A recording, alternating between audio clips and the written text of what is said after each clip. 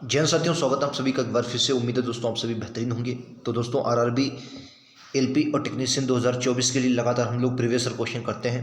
दोस्तों आज का जो हमारा प्रीवियस क्वेश्चन है वो 29/8/2018 का शिफ्ट 3 के हम लोग रीजनिंग के क्वेश्चन करने वाले हैं। लगभग इसमें हमें दोस्तों 20 क्वेश्चन रीजनिंग के आए हैं शिफ्ट में, और सभी बेहतरीन क्वेश्चन इसमें करने वाले हैं। ठीक है, तो चलिए बिना देरी की शुरुआत करते हैं। दोस्तों अगर आपने हमारे प्रीवियस ईयर क्वेश्चन जो सभी अगर आप देखना चाहते हैं तो लिंक नीचे डिस्क्रिप्शन में दिया गया है, वहाँ पर प्लेलिस्ट है।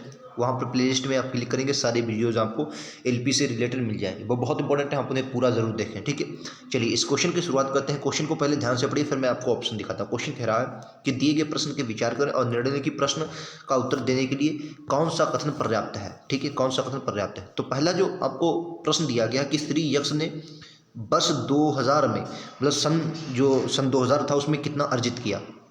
तो अगर आप पहला ऑप्शन पढ़ेंगे तो कह रहा है यक्ष ने 2003 में 7,000 रुपये अर्जित किए, जो कि वर्ष 2002 से अर्जित राशि से 10% अधिक थे। अब एक बात बताइए, अगर मान लिया 10% का मतलब क्या होता है, 1/10 यानी कि 10 रुपया था और 11 हो गया। कब ये 11 कब हुआ, ये 2023 में हो गया है, 2003 में। ठीक है, यानी 2000 में इनके पास कितना रहा होगा, 2000 में कितना रहा होगा, सन 2000 में इनके पास 10 रुपया रहा होगा। लेकिन इस 2011 की वैल्यू आपको कितनी दी है, 7,000 दी है। यहाँ से आप क्या निकाल लेते हैं, यहाँ से आपको 10 की वैल्यू निकाल लेंगे। यानी कि हमें मैथ तो लगानी नहीं, सिर्फ हमें आंसर देना है।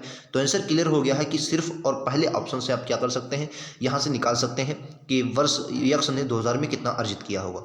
तो इसलिए आपका जो ऑप्शन के अनुसार चलेंगे तो प्रश्न का उत्तर देने के लिए ये नहीं होगा, देने के लिए एक और दोनों ये भी पर्याप्त नहीं है। तो क्या होगा, सिर्फ एक, अकेले एक ही पर्याप्त है, जबकि दो प्रश्न का उत्तर देने के लिए पर्याप्त नहीं है। ऑप्शन नंबर सी के साथ जाएं। क्लियर है आप सभी को, उम्मीद है समझ गए होंगे। ऑप्शन नंबर, एक मिनट दोस्तों, इसको दूसरे वाले को भी पढ़ लेते हैं, जल्दी में ऑप्शन नहीं देना। दूसरा कह रहा है कि श्रीमती बाई जो कि यक्ष की पत्नी है ने श्री यक्ष द्वारा अर्जित राशि का आधा अर्जित किया और उन्होंने वर्ष 2000 में कुल मिलाकर 90,000 रुपये अर्जित किए हैं। तो दोस्तों यहाँ से भी हम क्या कर सकते हैं, यहाँ से देखो क्या कर रहा है, यक्ष ने अर्जित राशि का आधा, भाई अगर यक्ष ने आधा अर्जित किया है, किसने, वाई ने, और उन्होंने वर्ष 2000 कुल मिलाकर 9,000 रुपये, अगर मान लीजिए दोनों ने कितने 9,000 अर्जित किए। ठीक है, तो ये 3 की वैल्यू हो सकती है। आप यहाँ से 2 की वैल्यू निकाल ले तो 2 की वैल्यू कौन सी निकलेगी, श्री यक्ष की, और एक जो निकलेगा वो वाई की वैल्यू निकलेगी। ठीक है, यानी कि 6,000 रुपये यहाँ पर कौन लगाएंगे, वो आपके 2,000 रुपये, यानी कि 6,000 रुपये का इसने लगाए होंगे, यक्ष ने लगाए होंगे, और 3,000 वाई ने लगाए, क्योंकि क्या करा, आधा अर्जित किया। तो यानी कि आप 1 और 2 दोनों से ही आपको, इन दोनों से ही आप यक्ष में कितना 2000 में अर्जित किया लगा सकते हैं। तो आपको ऑप्शन जो होगा आंसर लगाएंगे 1 और दोनों, या तो 1 पर्याप्त है या तो दोनों, मतलब या तो 1 और या तो 2 पर्याप्त है। तो ऑप्शन ए के साथ जाएंगे। ठीक है, चलिए नेक्स्ट पर चलते हैं। क्वेश्चन दूसरा कह रहा, ध्यान से इस क्वेश्चन को पढ़िए। इस क्वेश्चन में पहले आपको मैं समझाया देता हूँ। कह रहा त्रिकोण उन लोगों को दर्शाता है जिनके पास कार है। ठीक है, वर्ग जो है उनको दर्शाता है जिनके पास घर है, व्रत उनको दर्शाता है जिनके पास सोना है। अब उन लोगों की कुल संख्या आपको कितनी है जिनके पास तीनों में से केवल एक चीज़ है, यानी कि घर, कार या सोना।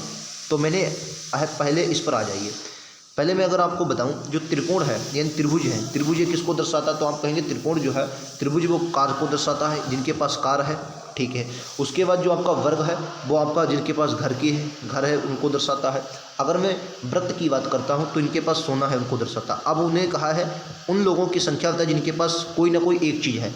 तो अगर मैं कार की बात करता हूँ तो एक, मतलब अगर मैं बात करता हूँ एक जो ऐसा अंक है जिसके पास सिर्फ कार है। 5 की बात करता हूँ, 6 की बात करता हूँ, 6 एक ऐसा अंक है जिसके पास सिर्फ और सिर्फ घर है। ठीक है, 7 की बात मैं करता हूँ, 7 एक ऐसा अंक है जिसके पास क्या है दोस्तों, 7 एक ऐसा अंक है जिसके पास सिर्फ और सिर्फ क्या है, सोना है। तो 1, 6 और 7 ये आपका आंसर बनेगा, 1, 6 और 7। तो राइट आंसर क्या होगा, ऑप्शन नंबर बी के साथ जाएंगे, 1, 6 और 7। क्लियर है, चलिए नेक्स्ट पर चलते हैं। ये देखिए, संख्याओं को दिए गए संबंध में जोड़ों के आधार पर अनुपस्थित संख्या का चयन करें। 27 का जो संबंध 65 से वही 64 का किससे होगा। दोस्तों इस क्वेश्चन को बहुत ध्यान से पढ़िए और बहुत सरल क्वेश्चन है। देखिए अगर मैं 27 की बात करता हूं तो आप क्या बोलेंगे, ये 3 का क्यूब है, 3 3 होती है 27, 3 का क्यूब। अगर आप इसको देखेंगे तो 4 का क्यूब प्लस का 1 है, भाई 4 का क्यूब 65 होता है, प्लस का 1 64 होता है, प्लस का 1 65। इसको आप देखेंगे 4 का क्यूब है, यानी कि अब की जो संख्या आएगी भाई 3 में 1 जोड़कर 4 आया ना, तो अगर 4 में 1 जोड़ देंगे तो 5 आएगा, यानी कि 5 का क्यूब 25 5 125 और प्लस का 1 करेंगे 126। राइट आंसर को विकल्प उत्तर डी में दिया है। उम्मीद है आप लोग समझ गए होंगे। क्वेश्चन में कुछ नहीं था, सिर्फ समझना था।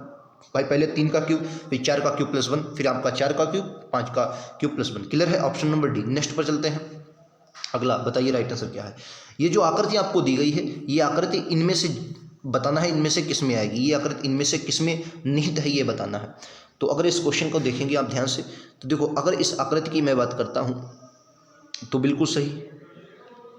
देखो अगर मैं बात करता हूँ, देखो इस तरीके से आप यहाँ ये देखिए, ये आई, फिर उसके बाद ये आ गई, फिर ये आई, ये आई और ये आई, यानी कि ऑप्शन नंबर ए में आपको ये आकृति मिल रही है। ठीक है, ऑप्शन नंबर ए में मिल रही है। राइट आंसर विकल्प उत्तर ए होगा। नेक्स्ट पर चलते हैं।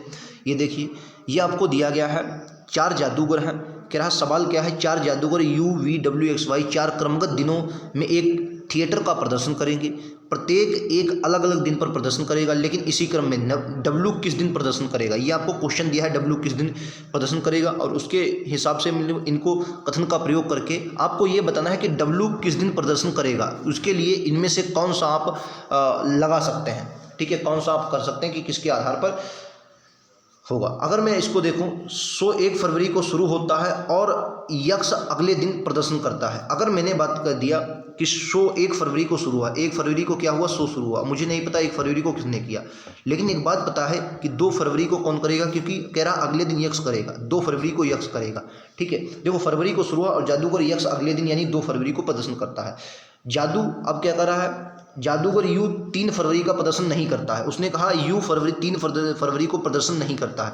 3 फरवरी को क्या करता है, यू प्रदर्शन नहीं करता है। यू और वी के प्रदर्शनों के बीच कोई एक प्रदर्शन करता है, एक प्रदर्शन करता है। तो एक बात बताइए, मैं अब क्या बता सकता हूँ, अगर मैंने 3 फरवरी को मान लिया डब्लू है, अगर मैंने 3 फरवरी को डब्लू मान लिया, क्योंकि उसने साफ साफ कहा है कि यू जो है वो 3 फरवरी को प्रदर्शन नहीं करता, नहीं 3 फरवरी को कोई नहीं प्रदर्शन करता है, पता नहीं है। ठीक है, अच्छा उसके बाद यहाँ पर नहीं पता, फिर 4 को होगा, 4 ही है ना।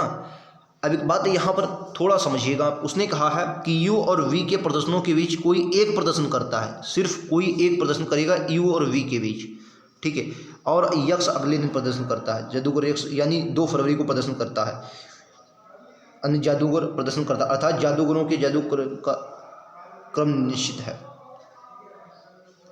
अगर मैं डब्लू को मान लिया 4 तारीख को डब्लू करता है, देखो एक बात बताओ, डब्लू को कितने मान लिया, 4 तारीख को।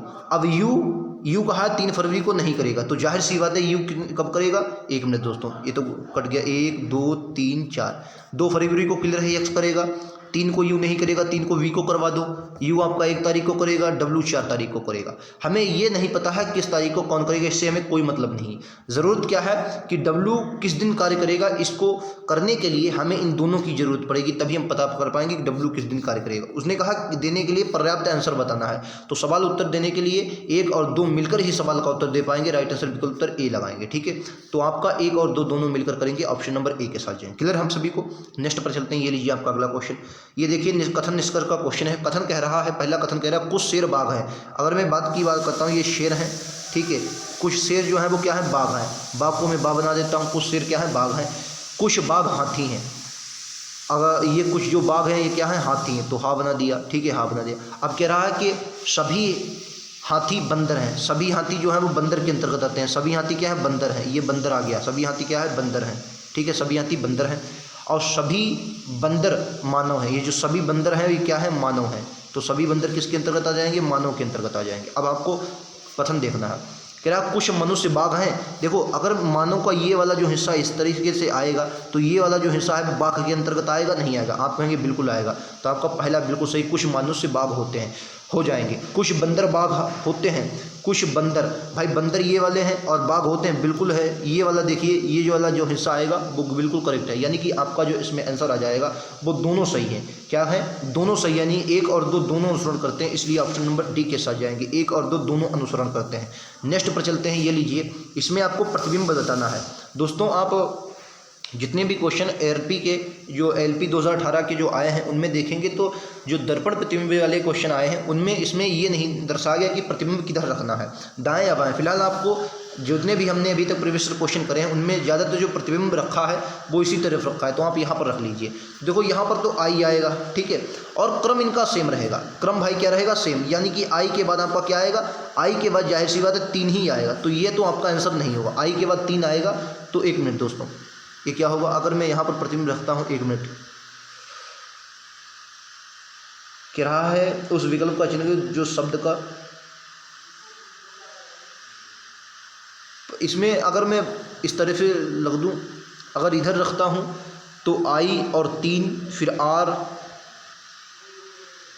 आर बनेगा, फिर यू, ये तो बनेगा नहीं अगर इस हिसाब से, क्योंकि ये उल्टा दिया है, तो आर बनेगा इस तरीके से। दोस्तों इन्होंने नीचे रख दिया है प्रतिबिंब, अब यही तो क्लियर नहीं है कि कहाँ पर रखा जाएगा। फिलहाल आप क्या लगा सकते हैं, इसको ऑप्शन इन्होंने बी माना है। अगर बी इन्होंने माना है तो इसका मतलब क्या है, इन्होंने नीचे प्रतिबिंब को रखा है। अगर इन्होंने आंसर बी माना है, भाई आंसर की में क्या है, आपका ऑप्शन नंबर बी माना है आंसर की में। अगर आंसर की में बी माना है तो जाहिर सी बात है इन्होंने दर्पण जो है वो दर्पण नीचे रखा है, अगर बी माना है तो।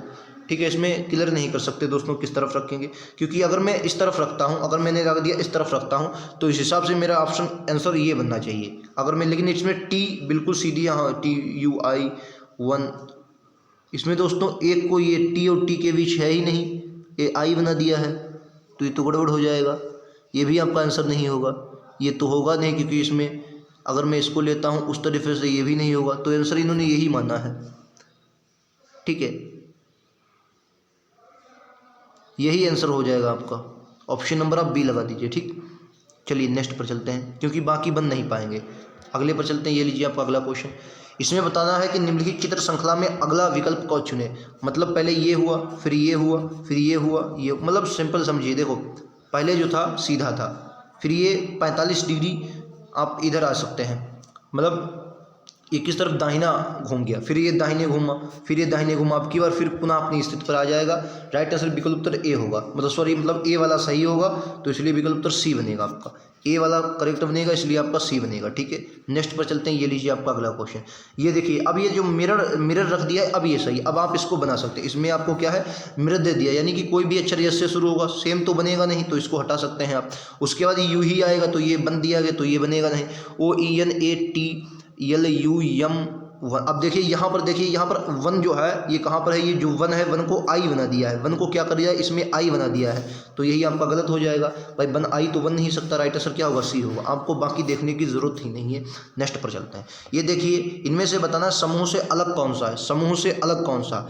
अगर आप देखेंगे दोस्तों समूह से अलग की बात, तो मैं आपको बताऊँ, देखो समूह में अलग कैसे आपको छांटना है। देखो ये दोनों जो हैं एक दूसरे के विपरीत हैं, इधर देखिए यहाँ, लेकिन ये दोनों एक ही तरफ दिखाए गए, आपको लग रहा होगा कि ये गलत है, तो राइट आंसर क्या होगा, सी होगा। ठीक है, चलिए नेक्स्ट पर चलते हैं। ये लीजिए, शब्द का समूह से बाकी अक्षरों से जो शब्दों से कम समान है, मतलब 3 एक तरीके के, चौथा अलग है, उसी को आपको बताना है, इसलिए राइट आंसर विकल्प होगा श्रेष्ठ। देखो चौड़ा, बड़ा और विशाल ये एक ही, लेकिन श्रेष्ठ आप जो किसी से मतलब आपसे महान होता है उसे आप श्रेष्ठ बोलते हैं, तो राइट आंसर क्या होगा, बी होगा। ठीक है, चलिए नेक्स्ट पर चलते हैं। ये देखिए, इस आकृति को पूरा करना, सबसे पहले आपको एक बात याद रखनी, इस आकृति को पूरा करने से पहले देखो ये जो वर्ग है, ये जाहिर सी बात है नीचे बनेगा, तो यहाँ पर वर्ग है, इसमें वर्ग है, लेकिन यहाँ पर देखिए, ये देखिए ये भी बनेगा, तो यहाँ पर अगर देखेंगे तो इसमें ये नहीं है। ठीक है, और इसमें ये इसलिए नहीं बनेगा क्योंकि ये इस तरफ है, इस तरफ तो बनेगा नहीं, क्योंकि बाहर को बनेगा, ये बात क्लियर है। एक मिनट, बाहर को बनेगा,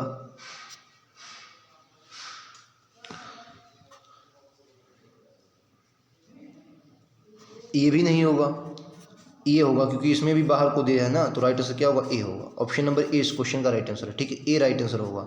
नेक्स्ट पर चलते हैं। ये लीजिए, उस विकल्प का चयन करो जो दिए गए चित्र में रिक्त स्थान को फिट होता है। फिट होगा, बताइए राइट आंसर क्या वो फिट होगा। देखो पहली बात तो ये चित्र ऐसे आएगा, ठीक है।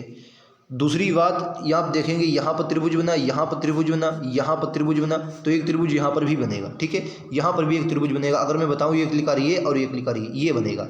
तो इस हिसाब से अगर आप आंसर पर जाएंगे तो विकल्प उत्तर सी आपका राइट आंसर होगा। ठीक है, सी करेक्ट है। अगले पर चलते हैं। ये लीजिए, बताइए उस चित्र का चयन कीजिए जो नीचे दिए गए समूह से संबंधित नहीं है। समूह से संबंधित नहीं है, जो त्रिभुज है, इसमें आप इसको ध्यान से समझ सकते हैं।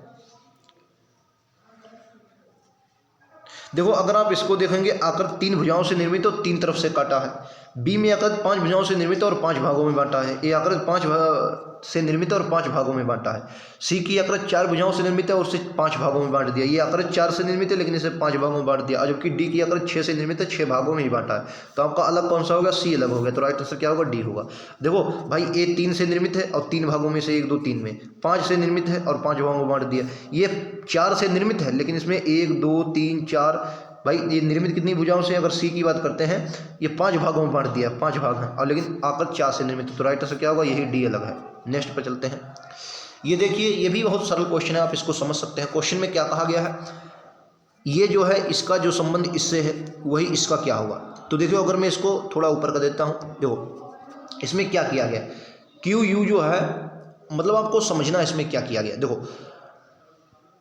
क्यू यू को, देखो इसको 1 मान लिया है, इसको 2, 3 को 2 माना है, उसके बाद आई जेन को 3 मान लो और आई एन जी को 4 मान लो, ठीक है। अब किया कैसे, देखो सबसे पहले इन्होंने 2 को उठाया और पलट दिया। देखो 2 को, 2 में क्या है? A N T. आपको यहाँ पर अगर मैं इसकी देखो, यही तो है और 2 वाला भाग, लेकिन इनको इन्होंने पलट दिया और क्या लिया? टी एन ए लिया। सबसे पहले 2 को उठाया और पलट दिया, उसके बाद 1 को उठाया है और पलट दिया, 1 को उठाकर देखो क्यू और यू पलट दिया, ठीक है। तो इसी तरीके से आपको करना है। तो अगर मैं देखो, अगर मैं आपको बताऊं, तो अगर आप देखो कॉन्सेप्ट तो आप समझ गए, अब इसमें आ जाइए। तो इसको बांट लीजिए। पहले क्या है? पहले 1 2 अक्षर, फिर 3 अक्षर, फिर 2 अक्षर, फिर 3 अक्षर। तो सबसे पहले 2 को उठाएंगे, CRO लिखेंगे, CRO सब में है, सब में है। उसके बाद EX को उठाएंगे और इनको पलट देंगे, यक्स और ई आ जाएगा। यक्स और ई इसमें नहीं है, यक्स और ई इसमें है। उसके बाद आपको इसको उठाएंगे, उसके बाद 4 को उठाएंगे, नहीं हाँ, फिर 4 को उठाना है, 4 को उठाना है। 4 नंबर पर आपका ING आएगा और इनको पलट देना है। जब ING को आप पलट देंगे तो ये बनेगा GNI सब में है। उसके बाद लास्ट में IZ को उठाएंगे और IZ को क्या पलट देंगे? ZI बनेगा। तो ZI ये तो गलत होगा क्योंकि इसमें डबल आई है, ठीक है। ये IZ, एक मिनट यार, राइट आंसर कौन सा बनेगा? ऑप्शन नंबर ए बनेगा, ठीक है, ए बनेगा, ठीक है। ऑप्शन नंबर ए इस क्वेश्चन का राइट आंसर है। चलिए नेक्स्ट पे चलते हैं। ये बताइए कि राज उस चित्र का बताना है जो संबंधित नहीं है, अन्य 3 से संबंधित नहीं है। देखो इसमें क्या है, 2 गोले बाहर हैं और 2 अंदर हैं, ठीक है। इसमें आप देखिए, इसमें 3 अंदर हैं 1 बाहर, इसमें 2 अंदर 2 बाहर। तो यही आपका बी वाला अलग हो जाएगा क्योंकि इसमें 1 ही बाहर है। तो क्या है? बी वाला अलग है, बी वाला संबंध नहीं। देखिए इसमें 2 अंदर हैं 2 बाहर हैं, 2 अंदर 2 बाहर। तो यहाँ भी 2 अंदर 2 बाहर, 2 अंदर 2 बाहर, लेकिन इसमें 1 ही बाहर है। तो राइट आंसर क्या? बी है। नेक्स्ट पर चलते हैं। ये लीजिए अगला क्वेश्चन। इधर श्रीमान यक्स की 2 बहनें हैं, बाई और जेड। श्रीमान यक्स लीजिए, यक्स मैंने लिया, ठीक है। यक्स की 2 बहनें हैं, वाई होगी, माइनस कर लीजिए, और जेड होगी, ये बहनें हैं, ठीक है। अब कह रहा है और डब्लू की माँ वाई के पिता की बहन। जो डब्लू की माँ है वो वाई के पिता, तो वो वाई के कोई पिता होंगे, पिता है, वाई के पिता की बहन, इनकी कोई बहन है, वो क्या है? वो डब्लू की माँ है। तो इनका पुत्र कौन, मतलब डब्लू होगा। अब पुत्र पत्नी क्या होगा ये नहीं था। अब कह रहा है डब्लू की माँ जो है, डब्लू की माँ यही तो होंगी, डब्लू की ये माँ है, की माँ यक्स की डैश है, यक्स की। अब देखो एक बात बताइए, ये मान लो आप है, यक्स क्या है? आप है, और आपकी ये सिस्टर, ये आपके कौन हो जाए? पिता, और ये पिता की बहन है, ये क्या हो जाएगी? बुआ। तो जो यक्स की कौन सी हो जाएंगी? बुआ, चाची, मौसी हो जाएंगी, क्योंकि उसमें ऑप्शन दिए। तो राइट आंसर क्या होगा? ए होगा। ऑप्शन ए इस क्वेश्चन का राइट आंसर है। उम्मीद है समझ गए होंगे। नेक्स्ट पर चलते हैं। ये लीजिए अगला क्वेश्चन। किराए में दिए गए सेटों में से उस सेट का चयन कीजिए जो मेल नहीं खाता है। ये थोड़ा टफ क्वेश्चन हो सकता है आपके लिए, लेकिन बहुत आपको समझना आसानी से आप लोग कर सकते हैं, ठीक है। देखो इसमें क्या 2 14 16 है, 6 30 36 है, 5 35 40 है, 3 21 24 है। इसमें से मल्टीप्लाई करवाई। देखो अगर मैं 2 को पकड़ूं पहले नंबर में, देखो 2 की मल्टीप्लाई 2 से करवाई। देखो 2 की 2 गुणे 2, 2 आ गया। फिर क्या है 2 गुणे 1 मतलब 2 किया, 2 गुणे फिर 7 कर दिया है अगर मैं देखूं, और 2 गुणे 8 कर दिया है। अगर मैं इसको देखता हूँ 6 एकन 6 है, फिर 6 पंचे 30 है, और 6 का 6 से मल्टीप्लाई क्या है 36 है। उसमें देखिए 5 एकन 5 है, 5 गुणे 7 है, 5 गुणे 8 है। इसको देखिए 3 गुणे 1 है, 3 गुणे 7 है, 3 गुणे 8 है। देखो 7 8 7 8 7 8, लेकिन यहाँ पर क्या है 5 6, यही आपका बी वाला गलत है, 6 5 30 वाला गलत है, ऑप्शन नंबर डी होगा। ठीक है, क्लियर है। आइए नेक्स्ट पर चलते हैं। आज का 19वां क्वेश्चन देखिए, उस सैन का करिए जो अंश से अलग है। देखो दोस्तों, ये बड़ी आकृति है, इसका छोटा भाग किया है, बड़ी आकृति का छोटा भाग, बड़ी आकृति का छोटा भाग। लेकिन यहाँ पर देखिए, अगर आप देख रहे होंगे तो ध्यान से, अगर आप एक बात देख रहे होंगे तो देखो यहाँ पर 1 2 3 4 5 6 ये षष्ठभुज है। ठीक है, लेकिन यहाँ देखेंगे 1 2 3 4 ये पंचभुज है, तो ये आपका अलग हो जाएगा। तो राइट आंसर क्या होगा? डी वाला, यानी कि ऑप्शन नंबर ए होगा। डी वाला अलग होगा, राइट आंसर ए। भाई देखो, ये बड़ा रूप है, ये छोटा रूप, बड़ा रूप छोटा रूप, बड़ा रूप छोटा रूप, लेकिन यहाँ पर बाहर 6 भुजाओं से और अंदर 5 ही भुजाओं से, मतलब पूरा चित्र अलग कर दिया। ए राइट आंसर होगा। नेक्स्ट पर चलते हैं। ऊपर दी गई श्रृंखला में बाएं से दाएं, मतलब इधर से इधर जाना है, बाएं से दाएं क्रम को बदले बिना, मतलब क्रम को नहीं बदलना है। जोड़ों की संख्या कितनी है जिसमें पहला अक्षर और दूसरी संख्या, मतलब पहला अक्षर हो और दूसरी संख्या हो, पहला अक्षर हो दूसरी संख्या। इसको मैं जूम करता हूँ। पहला अक्षर हो दूसरी, पहले संख्याओं देख लो, एक ये संख्या है, एक ये संख्या है, एक ये संख्या है, एक ये संख्या है, एक ये संख्या है, ये मतलब ये 3 संख्याएँ हैं, और फिर उसके बाद कोई संख्या नहीं। उसने आपको ये बताना है पहला अक्षर हो, तो देखो इसके अक्षर कोई सामने नहीं है तो इसको हटा दो। एक संख्या आपको ये मिली, पहला अक्षर, अब क्या कर रहा है, एक तो ये मिले, मतलब पहले अक्षर हो, ये 8 वाला नहीं, बाद वाला, ये वाला मिलेगा। पहले अक्षर हो और बाद में संख्या हो, पहले अक्षर हो और बाद में क्या हो, संख्या हो, पहले अक्षर हो बाद में क्या हो, संख्या हो, पहले अक्षर है और बाद में क्या है, संख्या है दोस्तों। ठीक है, उसके बाद देखिए पहले अक्षर और बाद में संख्या, तो ये देखिए 4 वाला बनेगा, पहले अक्षर और बाद में संख्या, पहले अक्षर और बाद में संख्या। अब उसके बाद कोई नहीं बनेगा, पहले अक्षर बाद में संख्या, यानी कि जितनी 4 ऐसी संख्याएं मिली हैं, कौन कौन सी, ए 8 मिला है, ठीक है, के 6 मिला है, ठीक है, जी 4 मिला है, ठीक है, और सी 1 मिला है, सी 1 मिला। तो 4 ही ऐसे हैं, तो 4 में आपका आंसर दीजिए, 4 में राइट आंसर विकल्प उत्तर ए होगा। तो ये थे आज के हमारे 20 क्वेश्चन जो हमने दोस्तों रीजनिंग में किए हैं एलपी टेक्नीशियन 2024 के लिए। प्रीवियस क्वेश्चन में आपको लगातार करवा रहा हूँ, बेहतरीन क्वेश्चन जीके जिस हो गया, रीजनिंग हो गया, 75 क्वेश्चन आने हैं, मैथ हो गया, हर प्रकार के क्वेश्चन मैं आपको करवा रहा हूँ। ज़रूरत है आपको लगातार जुड़ने की। लिंक प्लेलिस्ट में दिया, नीचे प्लेलिस्ट का लिंक डिस्क्रिप्शन में दिया है, वहाँ से जाकर आप देख सकते हैं। मिलते हैं अगली वीडियो में, आज कल इतना ही। थैंक यू दोस्तों, जय हिंद, जय भारत।